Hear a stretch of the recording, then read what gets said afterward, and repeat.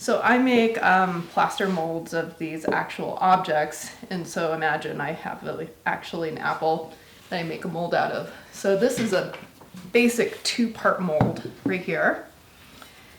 And so how it works is I bury the apple pretty much halfway down into clay, and I find what's called its parting line. And so basically it's the line on a piece where, because plaster is a solid object, so in order to make the mold, you don't want anything called an undercut, because that's where the plaster can get caught and then the object won't come out of the mold. So you find the parting line and you bury the object in clay and then put it in some what we call coddles, or basically it's a little box, and then you pour plaster and then let that set up, and then do the other side of the mold and then let that set up, so you have a two-part mold right here. So this is the top part of the apple and this is the bottom part of the apple right here.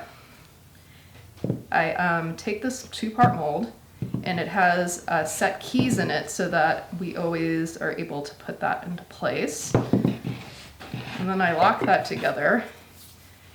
And then you can take a rubber band, or I actually prefer to use a locking mold strap so that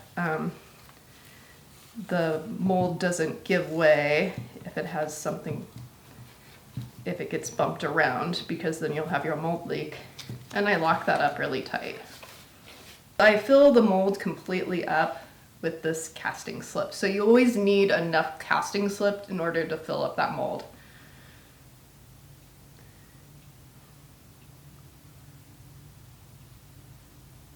So I fill it up until it gets to the very top.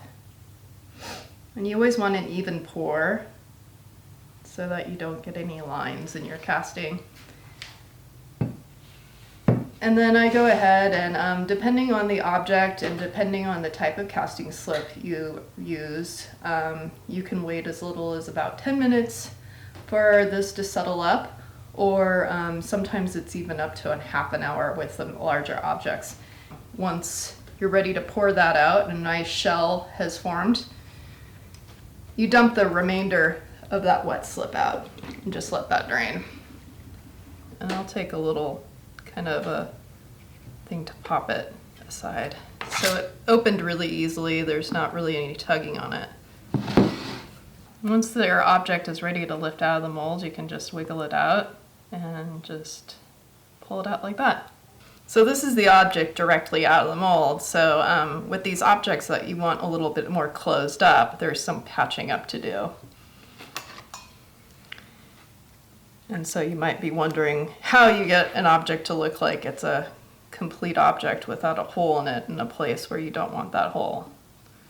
So what I do is I cut off this little spigot right here. So, and then I'll take a little bit of casting slip, wet casting slip, and moisten up those sides.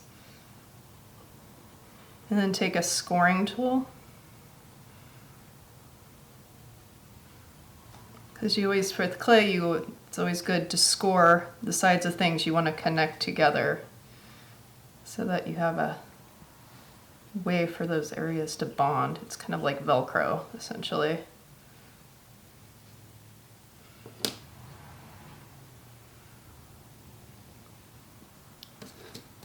What I do, it looks a little messy at first, but I score that patch onto there.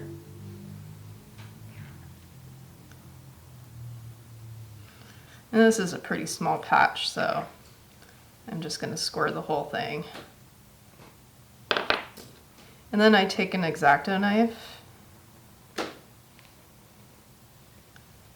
and I clean that up and compress it down and flatten it out so that it melds a little bit more into that actual cast piece.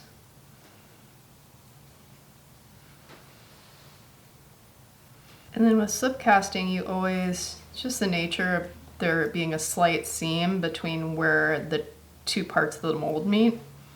So I always use an X-Acto knife to clean that area up so that you don't see that seam.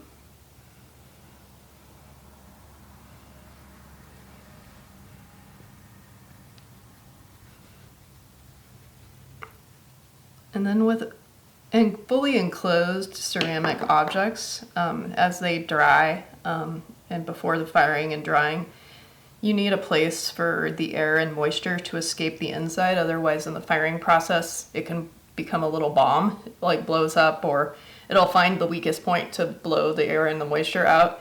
And that will probably be where your patch is. So you always find a nice area that you put, like all you need is a little pinhole